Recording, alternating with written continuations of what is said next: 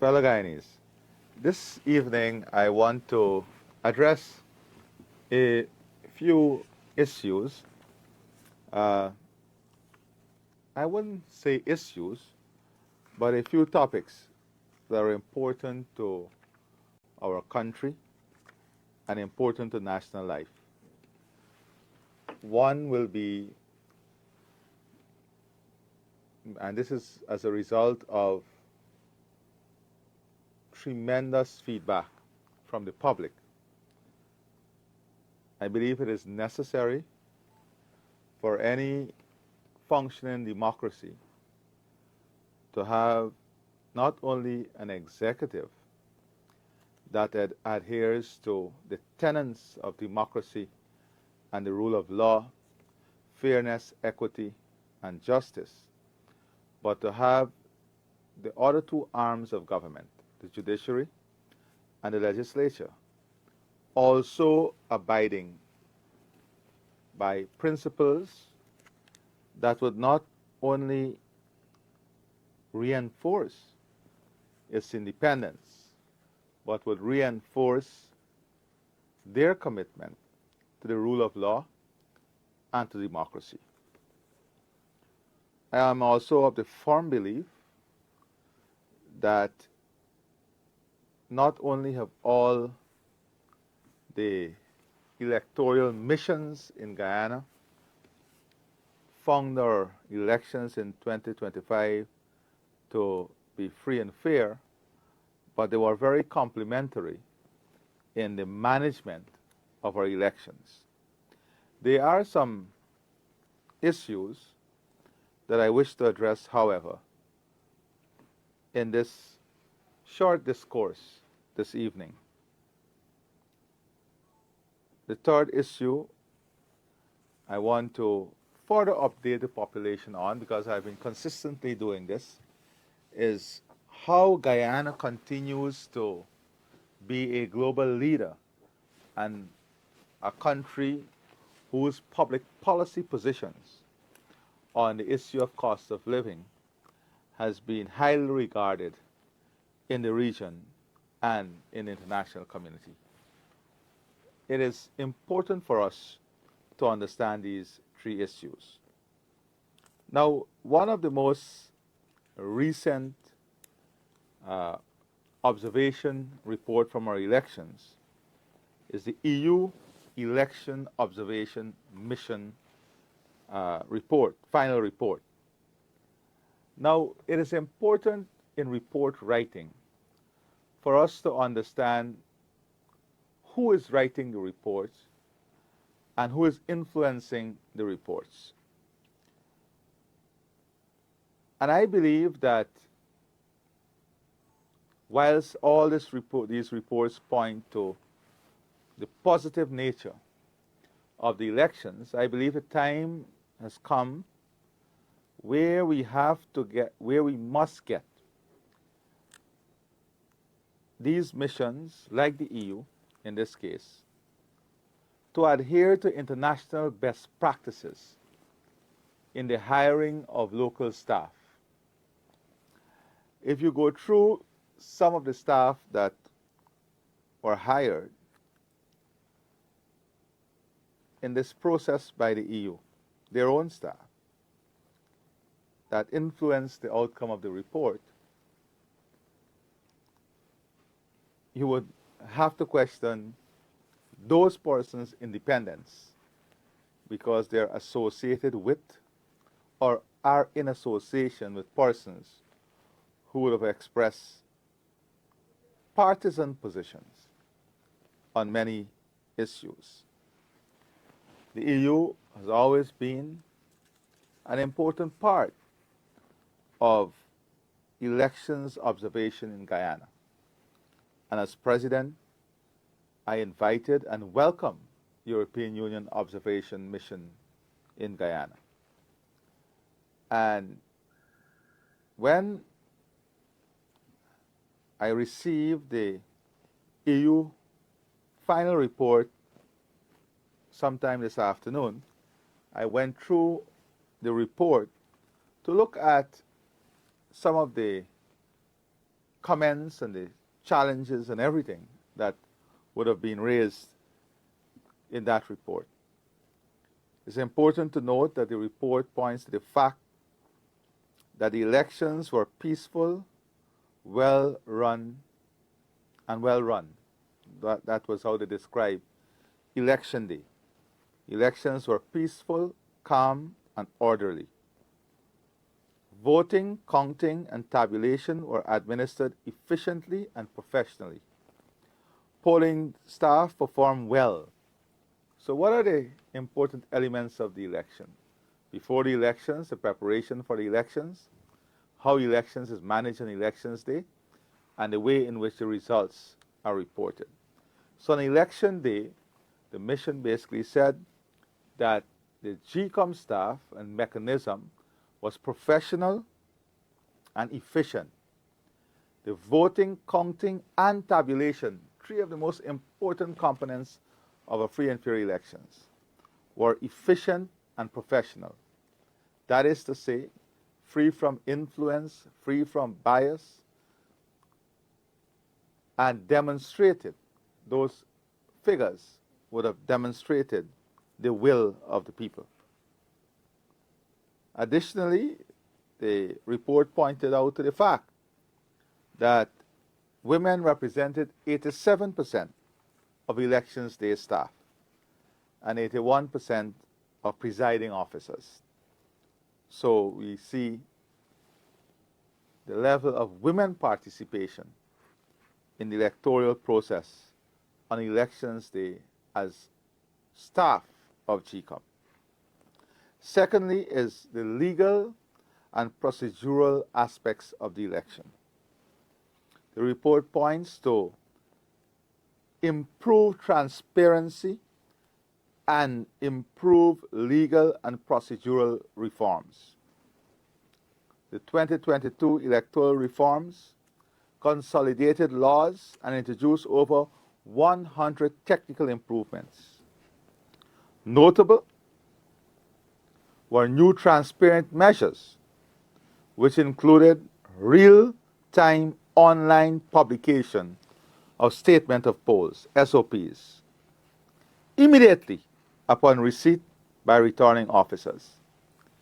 Report further pointed to the fact that there were tighter recount procedures and increased penalties for electoral offenses, because these new amendments also brought great clarity to electoral offenses and the penalties that were associated with those offenses, that are associated with those offenses.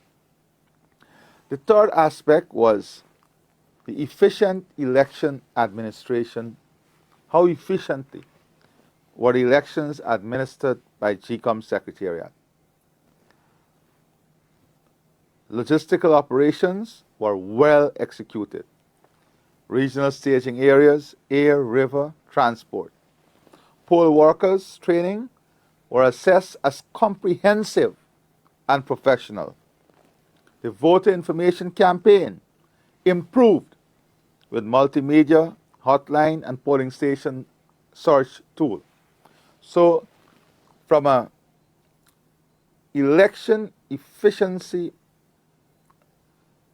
point of view, that's the efficient administration of the elections by the Secretariat, again, pointed to marked improvement and efficiency. The inclusiveness of the candidate lists and the registration process, again, no challenge with that. This is pre-elections. Indigenous engagement, indigenous leaders were highlighted as contributing positively to the campaign. Observers and party agents were widely accredited, which means that there was wide accreditation. All political parties were accredited and present at polling stations. International and domestic observers deployed effectively That's what the report says. Now,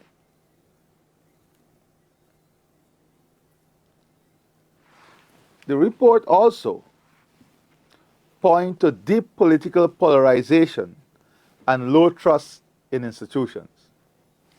Now, the same report points to the fact of an election institution, GCOM, that has efficiently, effectively, and transparently conducted the 2025 polls. But as a result of the scar from 2020, the scar, the mistrust, the derailing of systems, the erosion of systems in the 2020 elections, there was mistrust from that era, from what took place by staff of GCOM in collusion with political parties. However, the report points to the marked improvement and efficiency and transparency of the 2025 polls. Now, the reports speak about uneven playing field and undue advantage by incumbency, which I find ridiculous, to say the least. First of all, this comment is not based on any facts. It is based primarily on complaints by political participants in the elections and their affiliates. We made it very clear that in any system, there are disadvantages to incumbency and advantages to incumbency.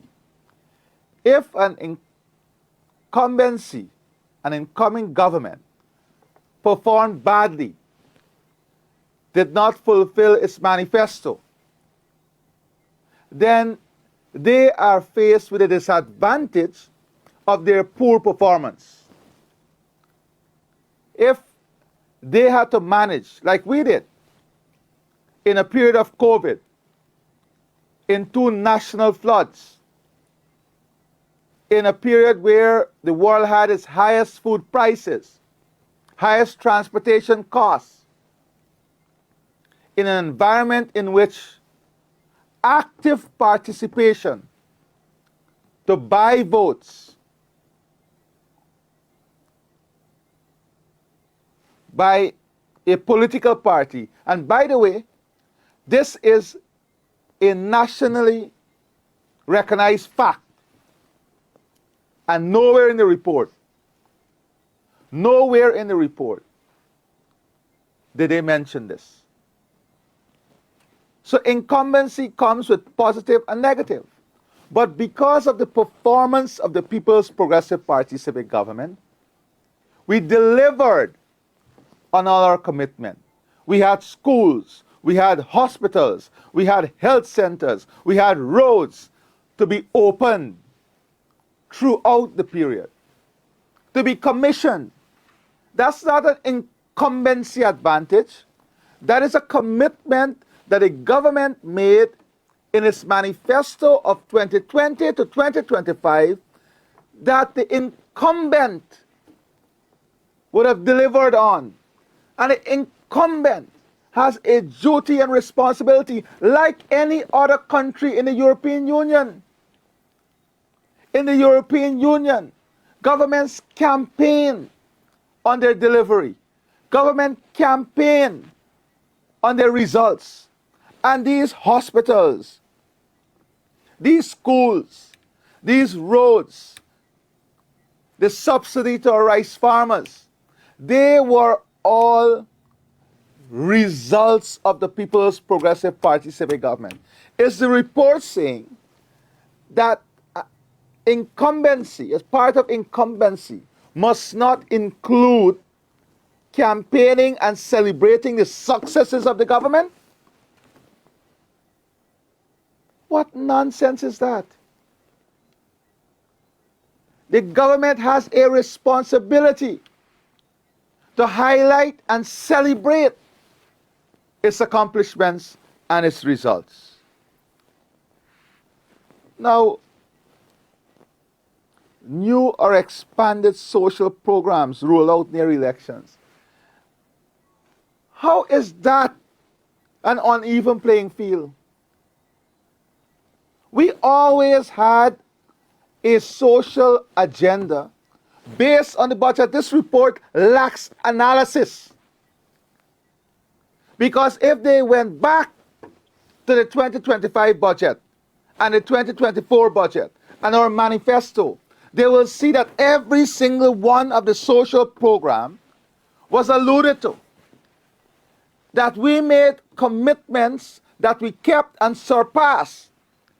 And as president, I made it clear that as we surpass commitment and based on revenue projection, that we are going to give back more to the people. That is not an incumbency advantage. That is delivering. So the analytical aspect of this statement points to the inexperience and points to the fact that it has no basis in the reality. And then personalized calls to cash grant beneficiaries. It is a fact that persons receive calls from all political parties. Not only the incumbent, all political parties. This is not an incumbency problem. We have a responsibility to speak about our success. What kind of system will deny an incumbent to celebrate its success, speak about its success, to use its great management of the economy and added revenue to expand social programs? Those were our commitment. If you went back to our manifesto of 2020 and the budget, you would see that those are commitments that we made. So I just wanted to make that very clear. That I find that statement objectionable.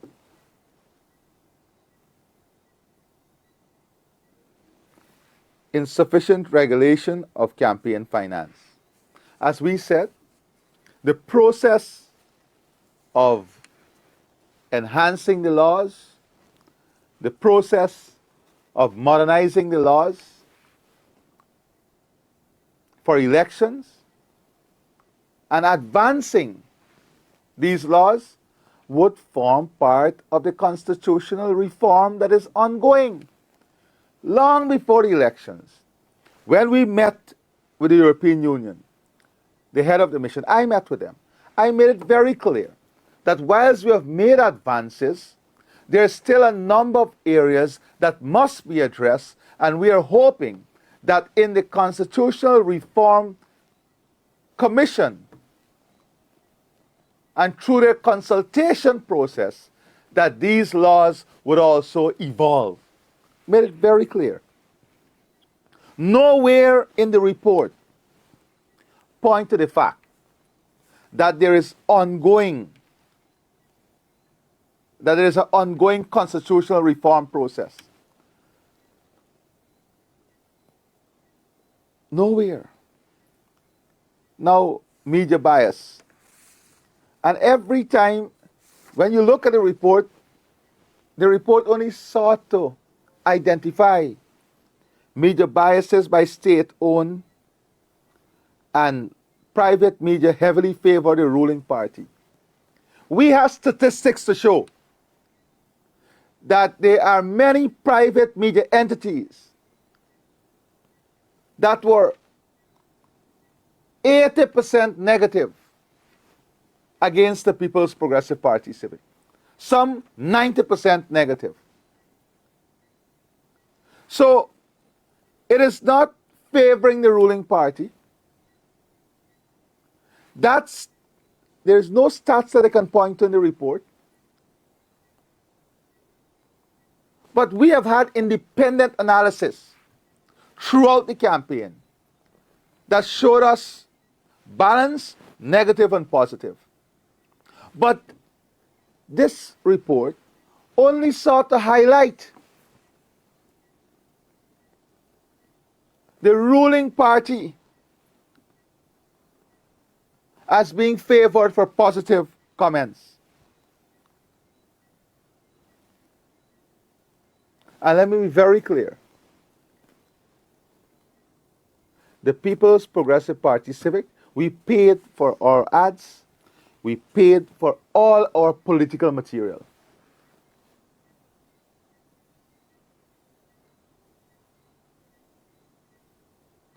There is no mention about the misuse of social media by known political parties and operatives against the ruling party.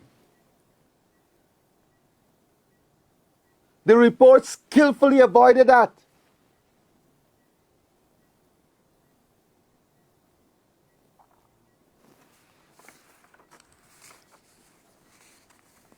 Voters list concern. We know the reports speak about mechanism to remove deceased persons. There is a mechanism. There is a mechanism to remove deceased persons from the list. But the report pointed to the fact that elections were free and fair, which would have meant that the only persons who voted were persons who were registered to vote. So the fact is that whilst you have a list of 757,000 plus persons, look at the numbers that actually voted. The report should have mentioned that the court would have already ruled on this list, the applicability of the list, how persons can be removed from the list. There is a court ruling on this. That should have been included as a note. That should have been included as an important note in this report. Now,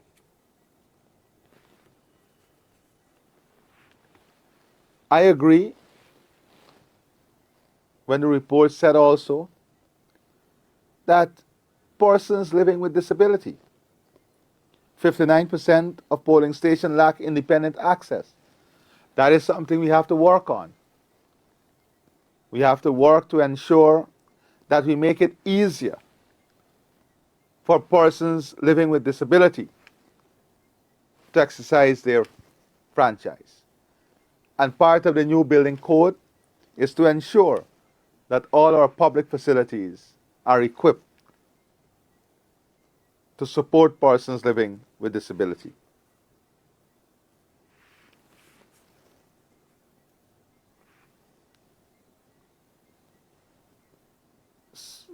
So I want to say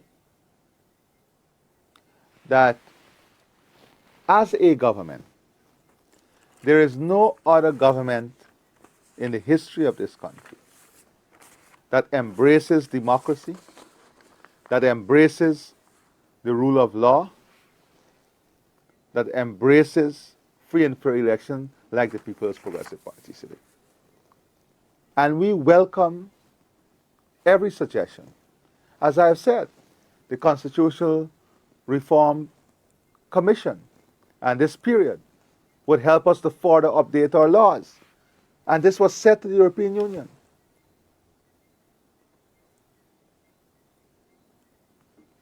We embrace the fact that this is evolving. We embrace the fact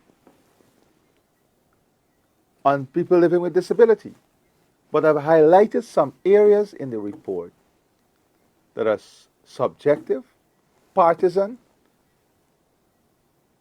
and completely biased, and cannot, by the lowest benchmark,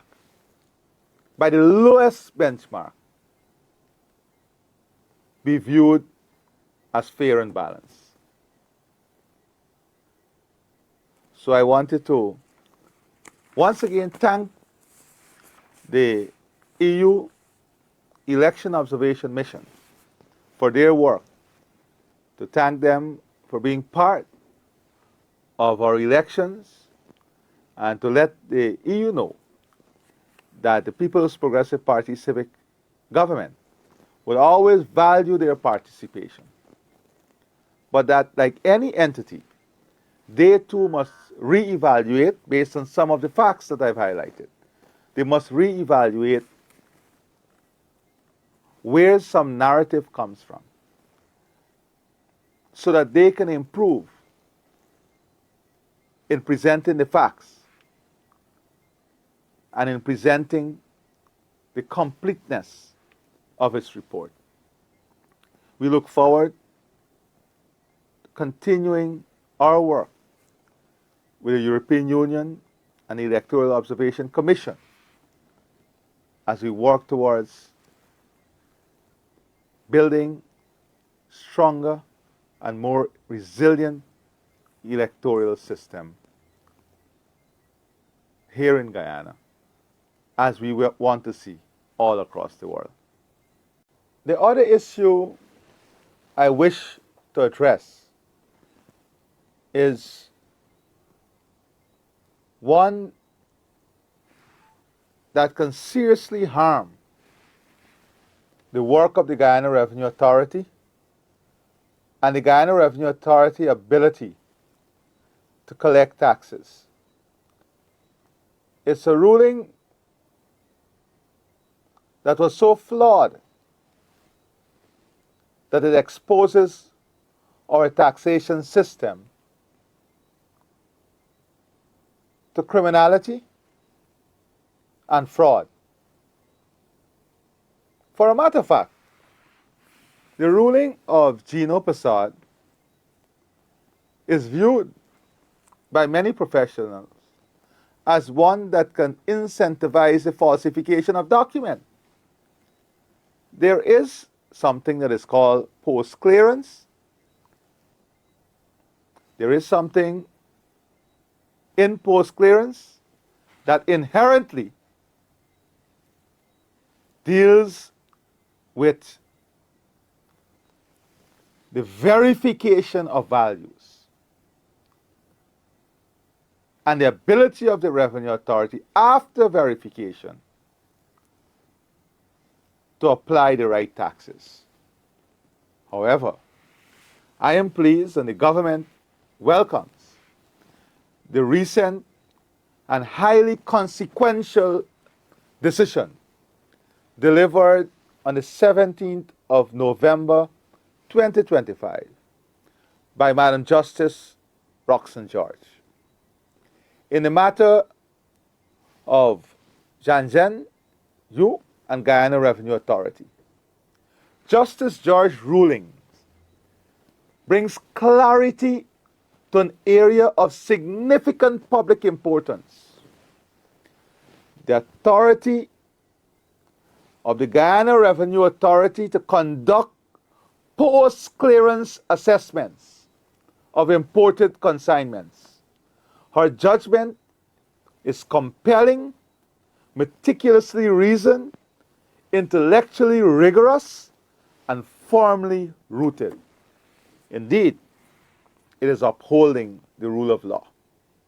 In both statutory interpretation and the practical necessities of modern customs administration.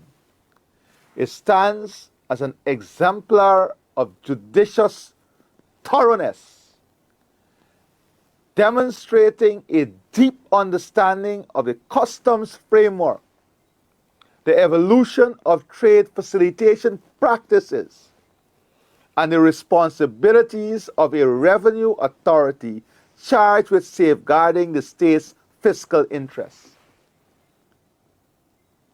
Post-clearance audits and assessments are by no means novel.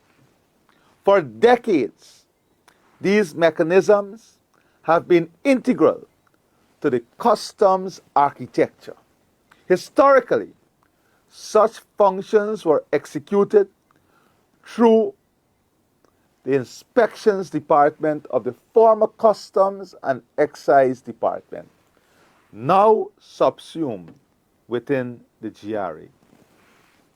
As international trade has expanded and as the global community has moved decisively towards streamlined custom clearance, custom administrations worldwide have strengthened post-clearance controls.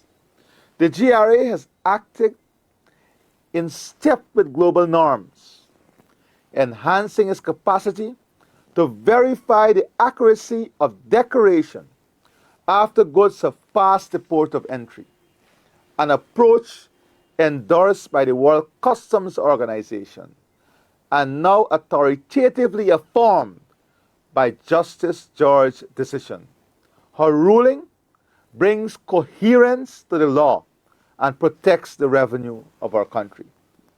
This welcome clarity stands in stark contrast to the earlier ruling by Justice Gino Prasad, a decision that has confounded many observers and which the Guyana Revenue Authority regards as fundamentally flawed in law. That ruling, now slated for appeal by the GRA, has been widely criticized as perverse, internally inconsistent, and disconnected from both established custom practice and the evident intention of the Custom Act 8201. Many Guyanese remain baffled by how such a conclusion could have been drawn, especially in circumstances where the GRA had contended that the importation under scrutiny involved falsified declarations relating to a luxury motor vehicle. If Justice Prasad's decision is permitted to stand, its implications will be profoundly damaging. It would effectively erect a judicial barrier preventing the GRA from recovering taxes rightfully owed to the state once goods had been cleared. No matter how